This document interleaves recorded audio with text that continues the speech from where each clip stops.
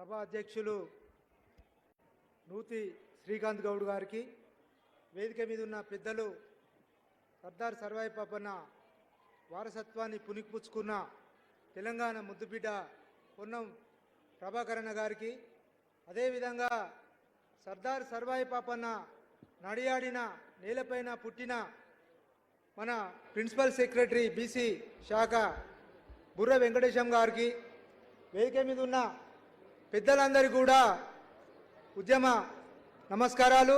ఈ కార్యక్రమానికి వచ్చిన గౌడ బీసీ బహుజన నాయకత్వానికి అందరికీ కూడా నమస్కారాలు తెలుపుతూ, మరి చాలామంది చాలా విషయాలు మాట్లాడారు.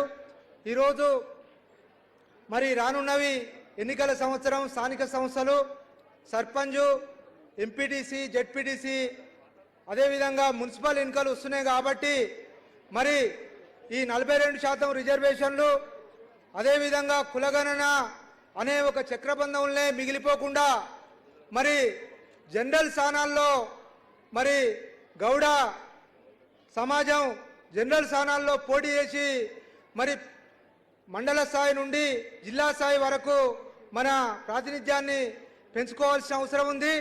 మనతో పాటు బీసీ కులాలకు సంబంధించిన వాళ్ళను కూడా మనం పోటీ చేయని ప్లేస్లలో మరి బీసీలను కూడా గెలిపించుకోవాల్సిన అవసరం ఉందని సందర్భంగా మరి తెలియజేస్తూ, ఈరోజు మనకు ఈ వేదిక ఒక గొప్ప సామాజిక చైతన్యాన్ని, సామాజిక విప్లవాన్ని సృష్టించే వేదిక.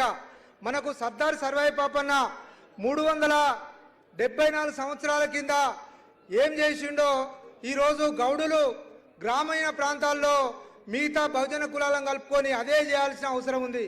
పాపన్న చూపించిండు ఒక దారి, ఆ దారిలో ఈరోజు మనం పోవాల్సిన అవసరం ఉంది. ఆయన ఆయుధాలు పట్టుకొని యుద్ధం చేసిండు, కానీ మనకు ఆయుధాలు అవసరం లేదు.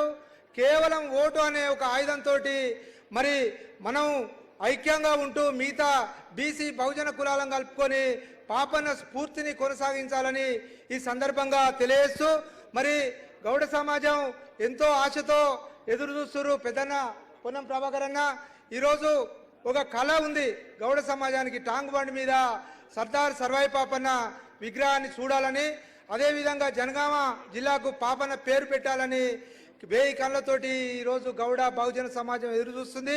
మరి ట్యాంక్ బండ్ మీద పెట్టే విగ్రహం ఆషామాషిగా ఉండకుండా అది ఒక అద్భుతంగా, మరి మరొక అంబేద్కర్ విగ్రహం ఏ విధంగా ఉందో ఆ విధంగానే మనం పెట్టుకుంటే భవిష్యత్ తరాలకు సర్దార్ సర్వాయి పాపన్న యొక్క స్ఫూర్తిని మనం తెలియజేసిన వాళ్ళం అవుతాం. కాబట్టి మరి త్వరలో ఆ విధంగా కార్యాచరణ చేపట్టాలని ఈ సందర్భంగా మీకు విన్నవిస్తూ, నాకు ఈ అవకాశం ఇచ్చినందుకు ధన్యవాదాలు చెప్తూ ముగిస్తున్నాను.